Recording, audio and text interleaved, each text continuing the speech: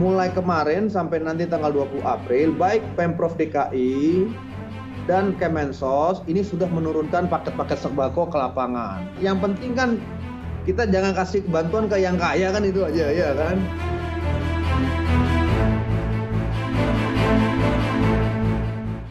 Pemerintah mengalokasikan sekitar 110 triliun rupiah sebagai dana jaring pengaman sosial sebagai bagian dari penanganan wabah corona atau COVID-19.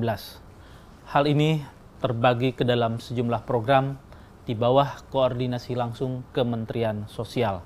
Seperti apa programnya, berapa nilainya, dan bagaimana teknis pelaksanaannya di lapangan, saya, Alexander Sudrajat, akan mencoba menghubungi Bapak Menteri Sosial Juliari P. Batubara lewat aplikasi Skype. Halo Pak Juliari. Ya, selamat sore. Selamat sore. Mohon maaf mengganggu nih Pak, saya Sudrajat dari Detikcom. Ya, apa kabar Mas? Alhamdulillah, baik Pak Juliari. Pak Jul, kita tahu pemerintah sudah mengumumkan ratusan triliun dana dalam upaya penanganan wabah corona ini, dan sekitar seratusan triliun sekian khusus untuk jaring pengaman sosial. Nah, ini ujung tombaknya kan Pak Juliari nih.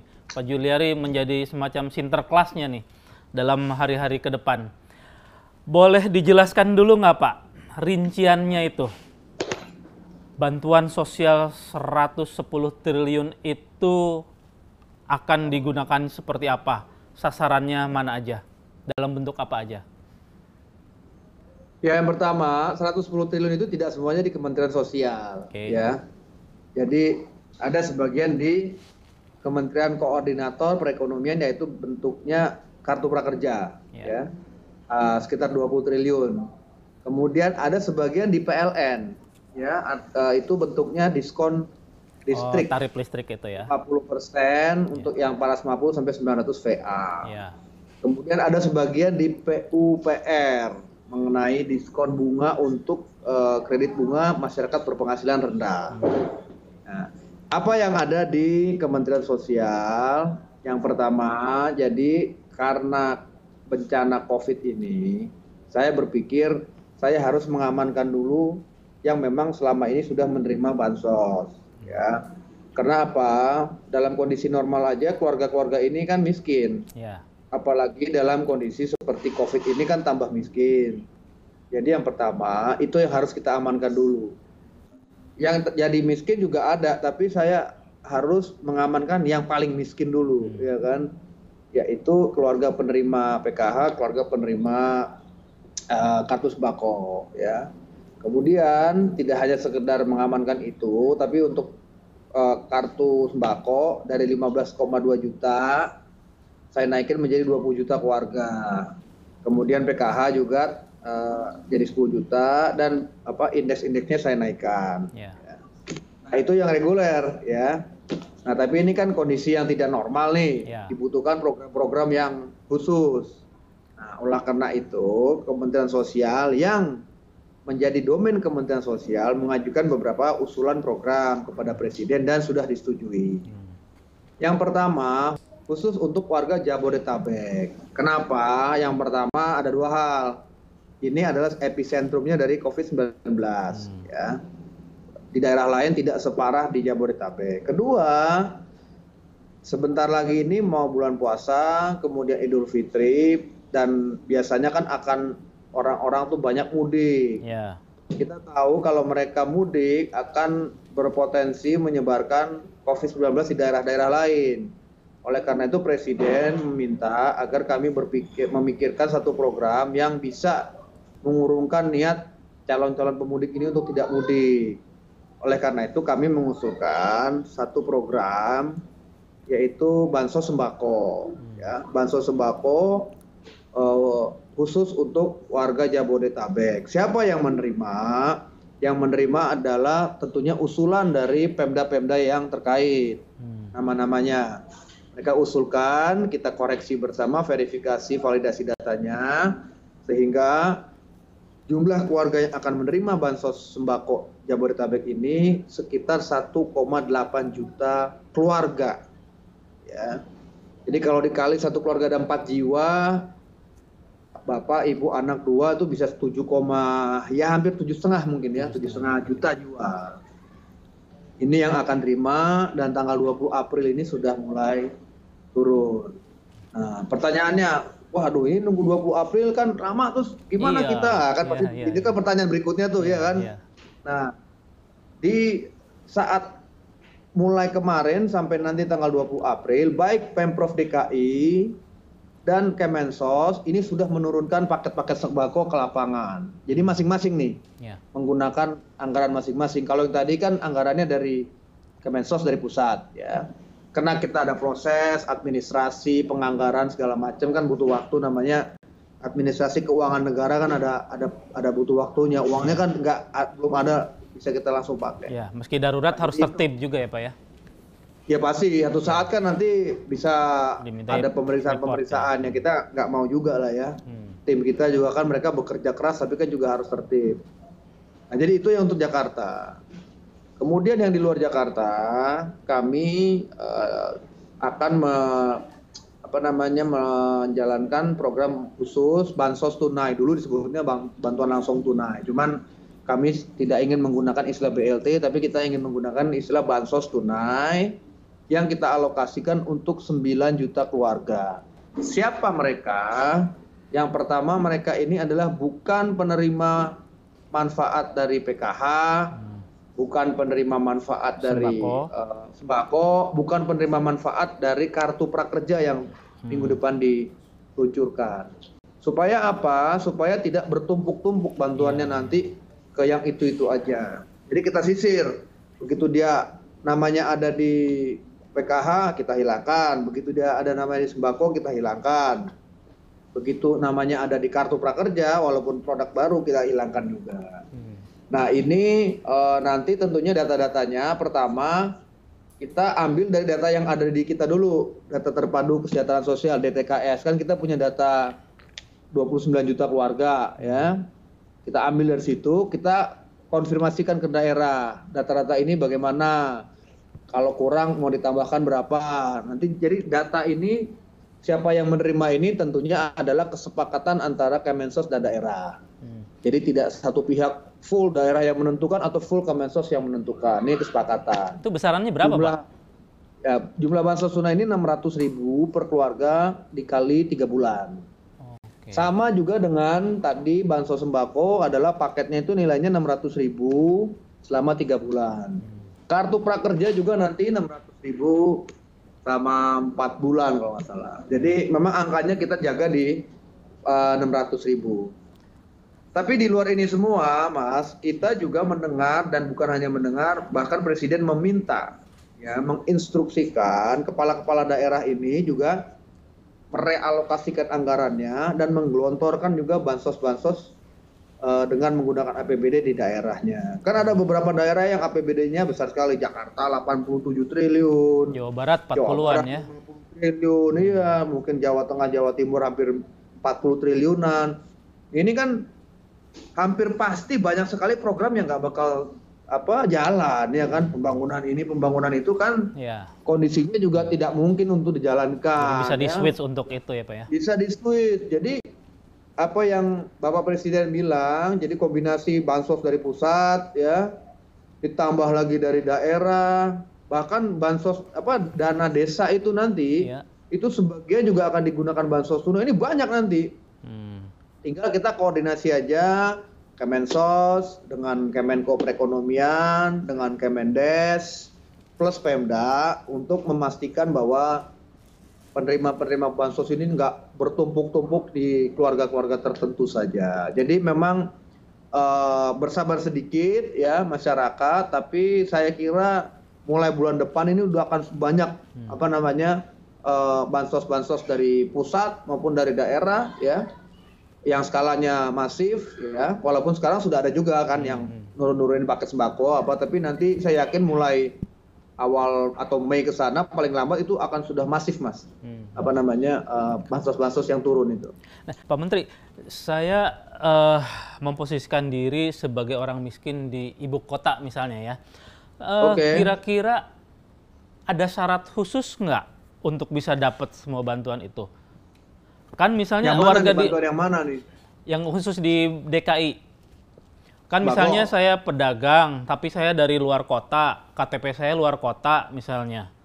Nah ini gimana nih kalau nasib orang kayak saya? Ya ngomongin Pemda aja. Jadi gini, kita tidak menerima pendaftaran ya Kemensos ya. Oke. Datanya itu, nama itu dari Pemda. Ada di Pemda. Ya, jadi begitu kita terima, kita nggak ngecek lagi ini siapa, itu siapa. Ya oke. pokoknya kita telan aja begitu kan. Yang penting yang kita sisir adalah dari data yang diberikan Pemda ini, ada yang terima PKH nggak? Kalau ada yang terima PKH, coret. Ya, ya. Ada yang terima kartu sembako nggak? Coret. Jadi kita nggak nyisir lagi ini siapa, dia profesinya apa. Pokoknya data dari Pemda kita ambil aja langsung, karena nanti lama Mas. Iya, Ininya iya. proses Iya, betul. verifikasi, validasi lama, programnya harus segera turun. Nanti kita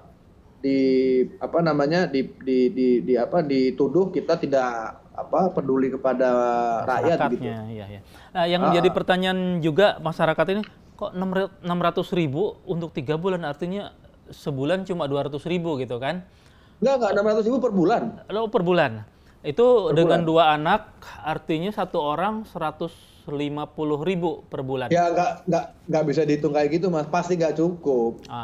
Ya artinya tentunya dengan ini kan kita paham tidak mungkin menggantikan gajinya kalau kayak gitu, nggak mungkin. Iya. Kenapa? Pertama anggaran kita kan memang tidak didesain Mas. Jadi ini memang hanya untuk kebutuhan dasarnya aja ya Pak ya? Iya, artinya kita berharap ya masyarakat kita, yang penting kan pemerintah peduli, ya kan? Pemerintah daerah, pemerintah pusat peduli. Ya tentunya dengan uang yang ada ya harus bijaksana mengelolanya. Cukup nggak? Ya tergantung yang menerima kan begitu. Tapi harus diingat begini, bahwa saya lihat tidak ada pemerintah di seluruh dunia ini yang siap menghadapi COVID-19. Kita lihat di Amerika, ya kan? Ya. Negara kan tidak ada sepowerful Amerika.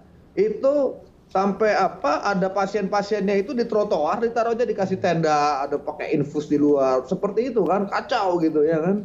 Itu negara yang super maju ya, kayak gitu. Ada berapa puluh kali kita majunya ya kan, berapa puluh kali kita kayaknya, seperti itu. Italia, lihat ya kan, Spanyol, Inggris, kacau semua. Jadi saya kira rakyat juga harus paham bahwa ini tidak terjadi hanya di Indonesia. Iya. Ini kan satu negara, satu dunia nih panik semua gitu. Nah, Pak Juliari, selain dengan Pemda, kalau dengan kelompok-kelompok masyarakat kan juga ada tuh relawan-relawan yang mengumpulkan donasi misalnya dengan kalangan swasta. Ini ada koordinasi nggak biar misalnya bantuan itu tidak di satu pihak atau satu keluarga dapat bantuan dari mana-mana, sementara di tempat lain justru ya hanya ngandelin yang 600.000 dari pemerintah itu? Ya kalau itu sih kita nggak bisa ngecek satu persatu ya Mas. Artinya silakan aja. Semakin begini, tidak perlu terlalu birokratis lah ya. Artinya ada bagian dari komunitas melakukan tindakan itu kan kita malah bersyukur. Jadi kita malah diringankan. Kita bebasin aja silakan ya. Yang kasih bantuan kan nggak ada salah. Yang penting kan kita jangan kasih bantuan ke yang kaya kan, itu aja ya kan. Jadi kalau memang yang terima itu memang layak, silakan aja. Kita tidak perlu mengatur yang gitu-gitu tuh. Dia mau koordinasi sama kita, bantu kita untuk misalnya mengarahkan, kita bantu arahkan. Nggak koordinasi dengan kita nggak apa-apa juga, karena ini kan saya kira kan itu kan spontanitas ya, spontanitas dari masyarakat untuk masyarakat, dan saya sangat berharap ada yang lain juga gitu untuk partisipasi, karena kan bencana kemanusiaan sekarang udah ya kan. Ya artinya kalaupun masyarakat ada yang dapat dari tim relawan, ya itu rezekinya dia gitu ya. Nggak apa-apa, iya rezekinya dia. Iya. Kita nggak usah ngiri juga ya. Kayak begitu. Nggak usah julid. Pak Menteri. Rezekinya dia lah. Dalam setiap pembagian bantuan dalam beberapa kasus di masa lalu itu kan kita lihat antrian panjang gitu. Padahal ini dengan kasus sekarang ini justru harus ada jarak gitu kan. Ini teknisnya gini ada di Pemda juga, diserahkan ke Pemda. Yang mana ini? Untuk pemberian bantuan-bantuan itu. Kalau bantuan sembako, tentunya untuk pengirimannya itu kita harus dong koordinasi dengan Pemda, karena kan mereka yang berhadapan langsung dengan warganya. Tapi sekarang itu kan sudah diterapkan kalau dibicara di Jabodetabek. Ini bantuan sembako kan hanya di Jabodetabek ya. Iya. Ini kan sebenarnya sebentar lagi ini semuanya PSBB semua nih, Jabodetabek. Nah, begitu PSBB kan memang sudah tidak mungkin ada kerumunan. Ya. Karena kan ada aparat di lapangan. Rakyat masih bisa keluar rumah, cuman tidak boleh berkerumun begitu kan. Artinya di situ memang aparat yang akan proaktif door to door ya. Ya, kita bisa menggunakan, kita serahkan ke Dinas Sosial DKI misalnya, mau diserahkan seperti apa, ya kan? Apakah lewat anggota TNI, anggota Polri, nanti kita bisa, ya Satpol PP atau relawan. Kita kan juga ada relawan, misalnya Tagana, Taruna Siaga Bencana, itu bisa. Nah, kalau untuk yang bansos tunai ke daerah lain, itu kita lagi memikirkan secara fintech gitu. Jadi tidak perlu seperti misalnya kayak dulu ngantri di kantor pos untuk dapat uang tunai gitu. Ini kita mau hindari karena sekali lagi kan kita harus tetap menerapkan prinsip-prinsip social distancing ya. Itu ya. Ya, sehingga tidak ada kerumunan orang, sehingga nanti malah tujuannya baik malah jadi tambah nyebar virus gitu di situ. Pak Menteri, di luar warga miskin, orang yang baru PHK, pekerja harian, kita tahu dalam beberapa hari ini Kementerian Hukum dan HAM mengeluarkan kebijakan untuk melepas sekitar 35.000 narapidana. Nah, saya membayangkan sebagian dari mereka itu juga bukan dari kelompok masyarakat mampu. Terhadap mereka seperti apa perlakuannya, Pak? Ada bantuan khusus juga ikut diperhitungkan nggak? Bantuan sosial untuk mereka ini? Ya, kami sih belum bicara ya dengan Kementerian Hukum dan HAM. Bisa saja, tapi tentunya kami juga minta ada semacam usulan yang resmi ya. Kalau kita nyari-nyari seperti itu kan sulit ya. Saya kira data itu yang kan punya lapas ya. Iya, Kementerian Hukum HAM. Ya, yang pasti begini, itu tidak mengurangi haknya, gitu loh. Tidak mengurangi haknya untuk menerima bantuan. Tapi tentunya kita berharap ada misalnya usulan resmi dari Kementerian Hukum dan HAM, nama-nama ini dengan alamat ini kita cek, ya. Kan belum tentu semua napi miskin semua, ya kan? Betul. Harus dicek lagi, ya kan? Iya. Jadi kalau memang dia memang miskin, ya. Kondisi ekonominya sangat terpuruk dan belum terima bansos apa-apa, ya saya kira sangat layak diperhitungkan. Itu memang haknya begitu. Ya kan karena gini ya, ada juga yang sinis. Ini kebijakan Kemenkumham ini kayak memindahkan tanggung jawab negara ke keluarga gitu kan. Kalau keluarganya ekonominya pas-pasan, begitu dia datang, wah ini nambah lagi nih buat sembako gue gitu kan. Itu satu, belum lagi soal stigma gitu kan. Masyarakat tetangga kanan kiri, hati-hati nih baru lepas dari penjara gitu kan. Ada beban psikologi lagi di situ. Tapi gini, kadang-kadang kita ini juga suka terlalu ini ya, bukan terlalu sadis ya. Terlalu langsung stereotipikal gitu loh. Ya. Mudah menjudge ya. Mereka kan juga manusia juga, ya kan. Artinya mereka melakukan kesalahan di masa lalu sudah dihukumi, ya kan. Tapi kalau saya lihat foto-foto yang diberikan Pak Menkumham, itu di lapas itu kalau tidak dilonggarkan itu pabrik COVID, Mas, bentar lagi. Iya. Itu pabrik COVID itu berdempet-dempetan. Masa kita mau sih? Mohon maaf lah, saya nggak mau diskusi soal kejahatan atau kriminal yang mereka lakukan ya. Tapi saya yakin Pak Menkumham itu pasti sudah mensortir lah siapa yang dibebaskan itu. Seperti kayak mungkin lapas anak-anak itu kan saya kira kan wajar-wajar aja ya kan. Kalau saya lihat foto-fotonya itu dempet-dempet itu bentar lagi, Mas, jadi pabrik COVID semua itu. Itu menjadi kayak jadi kamar mayat massal nanti itu. Itu saya bilang sama orang, saya terlepas. Saya gini loh, kita terlanjur tuh kadang-kadang nih, oh ini penjahat. pasti orangnya jelek gitu kan. Kalau saya jangan begitu juga. Ini kemanusiaan kan. Artinya kita juga harus berpikir. Kita sama aja, saya pernah bilang, kita biarkan mereka itu sama aja kita melakukan pembunuhan massal juga loh, saya bilang, Iya, ya kan? betul, betul. Berdempet-dempet, tidur-tidur, berdesak-desakan dengan sumpek, itu kan pasti nyenggol-nyenggol. Ada yang masih anak-anak, mas, istilahnya masih belia. Nah, saya kira yang penting Pak Menkumham itu, saya nggak ngerti proseduralnya, tapi ya saya mudah-mudahan yakin bahwa Pak Menkumham sudah melakukan sortir yang benar-benar, yang memang sudah istilahnya mungkin yang kejahatannya memang tidak terlalu ini lagi, masa hukumannya tidak terlalu lama lagi. Kalau enggak itu Pak jadi pabrik COVID, Mas, di situ, Mas. Iya, iya. Terakhir Pak Menteri, ini ada usulan dari Pak Hidayat Nur Wahid dari Komisi 8 DPR itu. terkait bagaimana dengan nasib saudara-saudara kita yang di luar negeri misalnya, tenaga kerja Indonesia maupun para mahasiswa gitu. Ada perhatian khusus juga nggak dari Kemensos maupun dari Kemenakor? Kalau luar negeri itu ranahnya Kemenlu. Ya. Kemenlu, dan itu sudah ditangani oleh Kemenlu. Ada beberapa pekerja migran kita yang di Malaysia itu diberikan bantuan oleh Kemenlu. Tapi jumlahnya nggak banyak, Mas. Artinya yang saya dengar tuh cuman 100.000, 200.000 gitulah ya. Itu jadi kalau udah lintas negara gitu kan domainnya Kemenlu. Ya kalau Kemenlu ngajak kita untuk misalnya memikirkan kasih bantuan, kita siap-siap aja. Tapi saya pernah diskusi dengan Bu Menlu, mereka bisa tanggulangi.